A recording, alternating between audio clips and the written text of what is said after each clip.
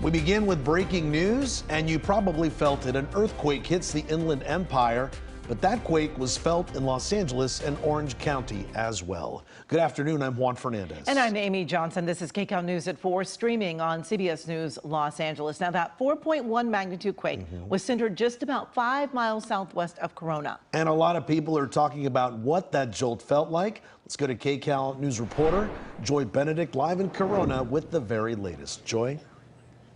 Yeah, that's right, guys. It certainly was a jolt. The good news is we're not having any reports of any injuries or significant damage here in this area from all the law enforcement and firefighters and everybody. But nonetheless, it certainly was felt, especially here in this liquor store here in Corona.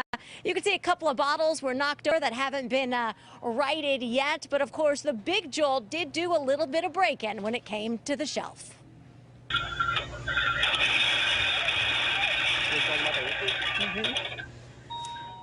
You could definitely hear that and see it, as the reaction was very clear when that shaker happened at about 1:49 or 1:48 this afternoon. Again, it was a 4.1 magnitude quake that struck Southern California. We're told the epicenter was located about 9 kilometers southwest of Corona with a depth of about 2 kilometers. Now, when it has that sort of a very quick jolt, that usually means it is happening very, very quickly. Again, no damage here, but a good reminder to all to stop, drop, and sort of get out when you can, when it's safe to do so. And that's exactly what they did here.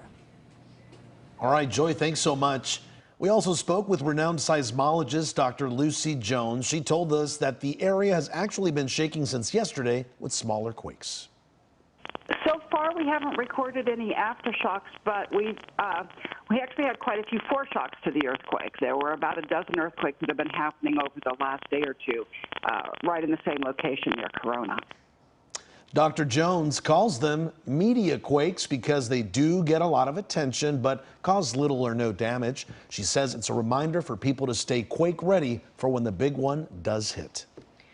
And meteorologist Olga Ospina joining us now with more on this quake. Olga, we were talking about it right after it happened. That's right. Yeah, we were here in the studio.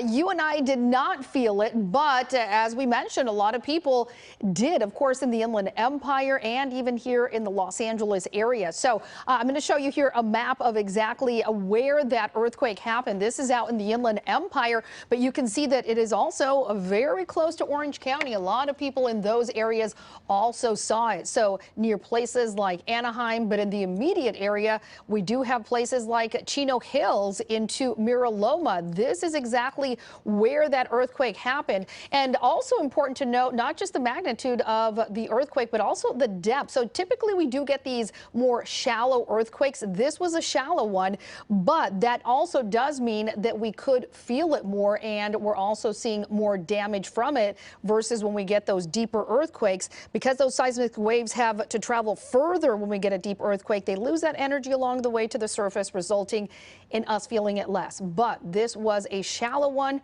and yes, it was over 4. We typically don't get too many over 4 here in California, right around 25 a year. So, yep, that was in Corona. And we'll take a look also at our forecast. Of course, I'm tracking the warm temperatures and how long that will last in just a few minutes. Yeah, it was a nice day. Okay, Olga, thank you.